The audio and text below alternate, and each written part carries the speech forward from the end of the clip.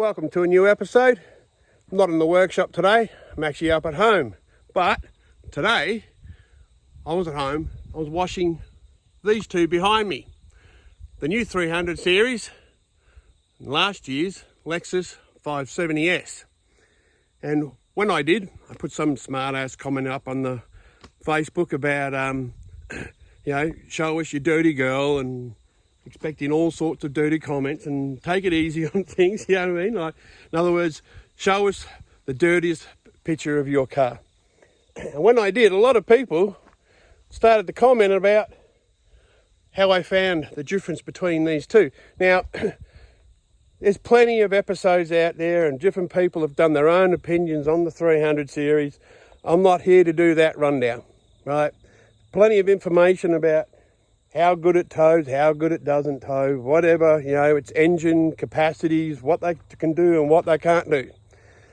I'm going to show you my personal perspective between I'm a Toyota man, and in particular, I obviously had the Lexus. I had the 200 series Sahara before we had the Lexus. We also had the Jeep SRT, so I like a little bit of luxuries. They tend to be more, obviously this one over here is my wife's car, it's the family car. And the 300 series is actually a development vehicle for Wholesale Automatics. We want to do a lot of work, coolers, valve bodies, lock-up kits, what can't we do, what shouldn't we be doing.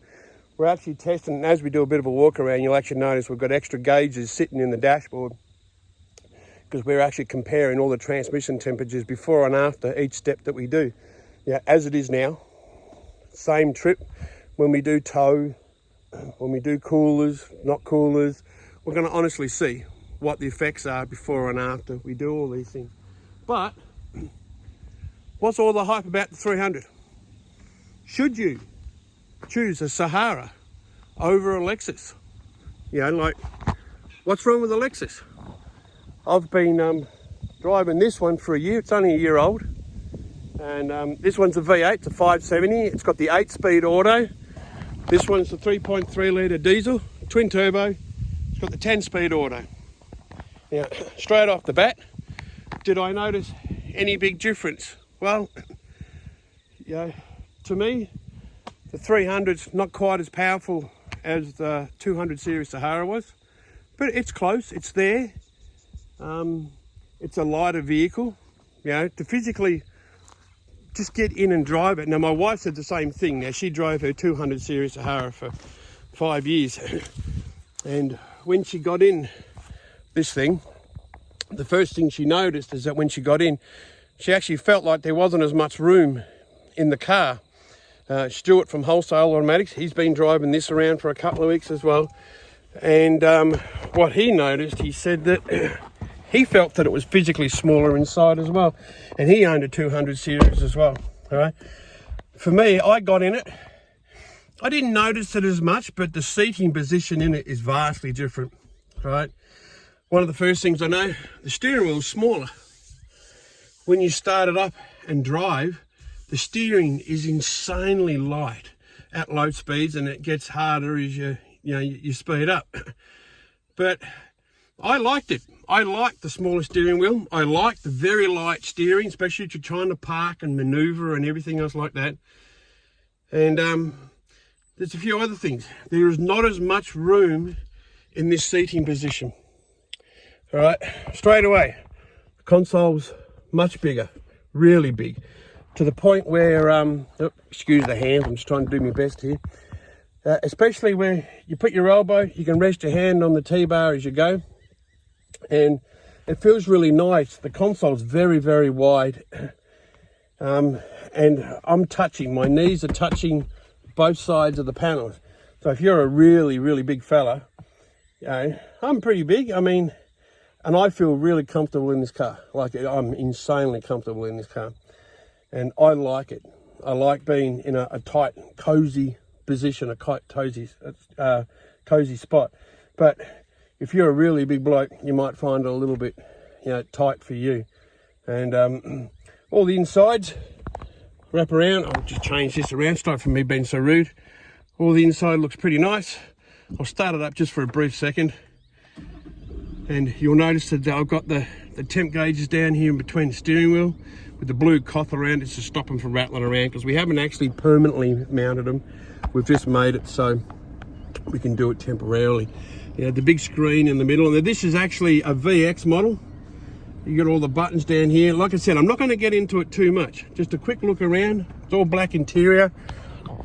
Some of the things the wife said, but the handles on here, like the wood part of it that you see in here and here,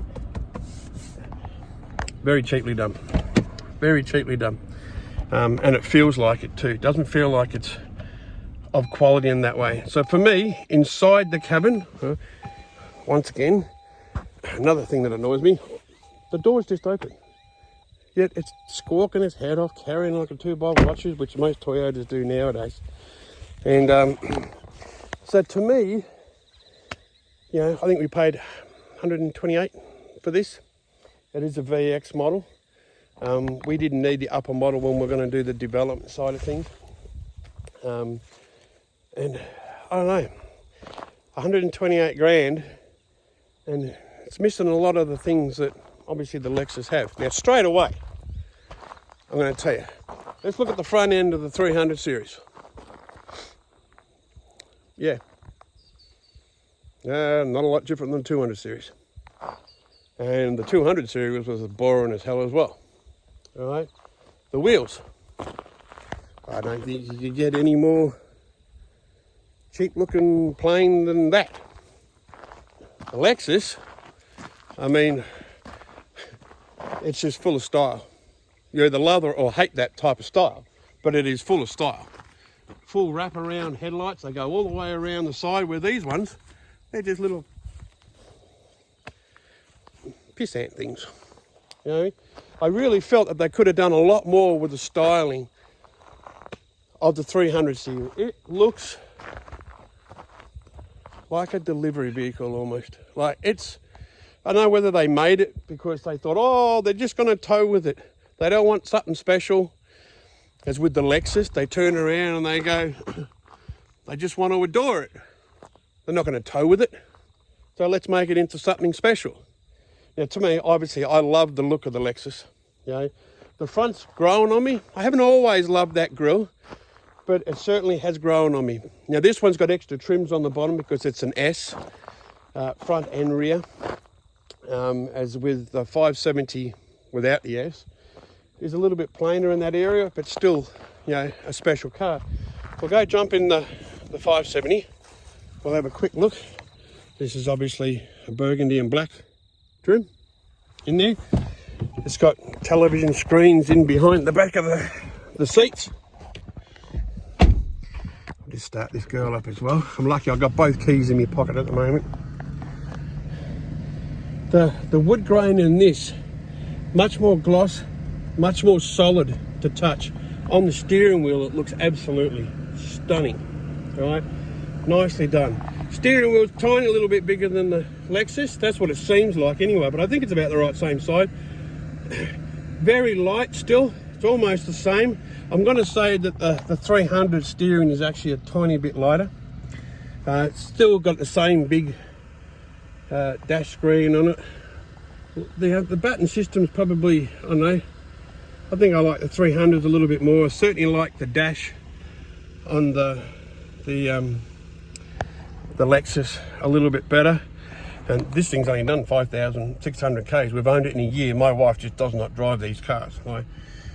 It's not unusual for us to get to 5 years of owning a car and be selling them with only 30,000 Ks on the clock. So, although we think this one's coming up for sale real soon. And I'll tell you why about that during this.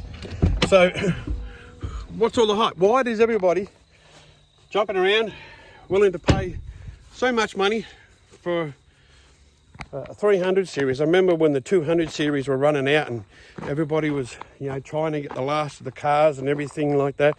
We're sitting here looking at the equivalent in the Lexus for the same price that people were buying, you know, the last of the 200 series in. And it's like, at that point, I would have bought the Lexus every day of the week, without a doubt. But it also depends on what you're going to do with the car. In this case, the Lexus, and it's unfair that I've put it on this angle because the Lexus is actually sitting about 50 millimeters lower than the 300. I've got it in a little bit of a hill here, so it doesn't really tell a true story. So it's easy to get in and out of, but it's got its nice side steps on the bottom there.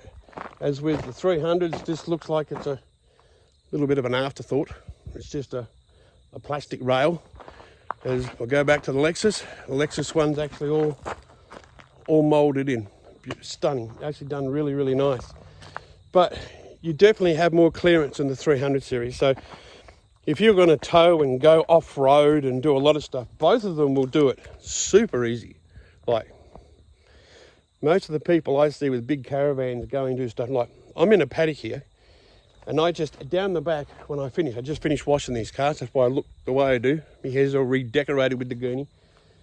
We were down the back, and I drove over the embankment, drove around the big bonfire we got down the back, drove around, back up the embankment and everything. Been driving around the paddock trying to find the perfect spot. Yeah, both of them are capable of doing that. Very, very easy, right? So if you're going to tow a van, either of them will do it super easy. There's no doubt about this.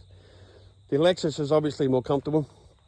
It's got a couple of more settings when it comes to suspension control and, you know, what power setting you want and everything like that. So we'll go around and have a look at the back, because I've got a couple of comments to make about the back of these things. Now, first one I'm not going to be so nice about. We're going to look at the back of the 300 series. Then we're going to look at the back of the Lexus. Now, when I first saw this Lexus, I thought it was a bit spaced out. I don't know. What do you call it? You know, if you've got a better name for it, let me know. But it looked a bit spaced out, but it's actually growing on me. The reason why it grew on me so much is that then along come this. This is what I call the Musso rear end. I think they were inspired by the Musso, because I don't think I've needed a rear end that's been so ugly, so upright. I mean, what were they thinking? Now, these are just cosmetic things. Doesn't hamper its performance in any way. All right, let's see if I can do this. All right, the Lexus, I'm going to open the back up. All right, beautifully done. Extra two seats in the back, the whole lot. It's all electronic. It's got a bottom tailgate, right, which is soft open. You can sit on it, you can do on it. You've got all bits and pieces and that. I'm not going to get right into giving you a total car guide. This is just to compare my opinion from one to the other, right? So we'll shut the door, which is great, because when I'm doing shopping and that, I come up, the missus loads me up with all the bags. I get to the car and that, she comes up and she opens the window, yeah, the latch, and she goes, there you go, dear, right? I get to this one, right? We do the same thing. Nothing. No help, tinny, light, nothing electronically. Big struts, doesn't open as high as the other one. There's no tailgate. So I suppose you can get in a little bit more, but there's less you can do with it. All right. Now, shutting this thing is a complete pain in the butt because the handles are on the inside. So when you try to shut it, it tries to hit your wrist. So you've got to try and twist it and flick it out. Now, that actually happened that time. Most of the time, it half shuts and you've got to sit there and open it. And then you want to push on it. It's like, well, where do you push it? So you got to, that's what the rear badge is for. It's for shutting the rear door. It's tingy, it's clumsy. No, I mean, these two really aren't that far away when it comes to working with these two cars. Also, I don't know if I can reach that when it's open. Here we go. Mrs. Rocket, I've been trying to get her into a video for a long time, right? And she's very, very shy. And at the moment, she's going to stand over there and she's going to tell me the things. But the wife, Mrs. Rocket, was saying, what was it? When you come over here, you... When you open it, I can't close it. Oh, right. Too high. So from her point of view, she's only short. If she's doing something and everything like that, she has trouble trying to shut this door because it's way up there. So she's trying to get it and trying to close it down. It's all right for being 6 foot, 6'1", but it ain't no good when you're 4.5 feet. Give me the camera. Right? She's a bit shy. She's not going to let me get her on You camera. almost did. I almost did. I'll try. So in comparison from us and from the wife. Now the wife's gotten in, you know, both of them. She's driven this one, the Lexus, quite extensively. And yeah, we've nicknamed it the Bentley because it's such a beautiful ride. It's nice, it's powerful, it's got 5.7 litres, just like the, you know, the Y62 Nissan. It's sort of in that league with the way that it runs and goes.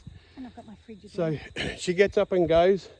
It's got a fridge in it as well. Comes portable in the center console. It looks nice. Now, they've now got a new Lexus out, which is based on the 300 series. Now, what makes it different though, is that this year's Lexus, me quickly looking it up, right, isn't any difference from the price what we paid for that last year. This thing's gone up like $30,000. This thing hasn't gone up at all. Now, both got the same engines in. However, the style on this one absolutely annihilates this one. The comfort of the Lexus absolutely annihilates the 300. Don't get me wrong, there's a couple of things in the 300 I really love. The seating position, it feels nice. I like that the bigger console and everything, but the cup holders are actually right under your arm. So when you're resting your elbow on the center console and you've got your hand on the T-bar, if you've got anything like a bigger cup or even a 600ml Coke or anything, you can't use the cup holders. They're in the way.